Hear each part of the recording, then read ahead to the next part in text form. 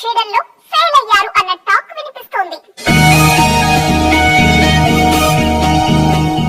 జవాన్ cinema release తర్వాత short gap తీసుకున్న అట్లీ మరో కమర్షియల్ కథను సిద్ధం చేశారు. ఐకాన్ స్టార్ అల్లు అర్జున్ హీరోగా పాన్ ఇండియా రేంజ్ లో ఆ సినిమాను తెరకెక్కించేందుకు ప్లాన్ చేశారు. అట్లీ చెప్పిన లైన్ కు బన్నీ కూడా గ్రీన్ సిగ్నల్ ఇచ్చారన్న ప్రచారం గట్టిగా జరిగింది. పుష్ప 2 తర్వాత సెట్స్ మీదకు వెళ్లిపోయే సినిమా అదే అన్నట్టు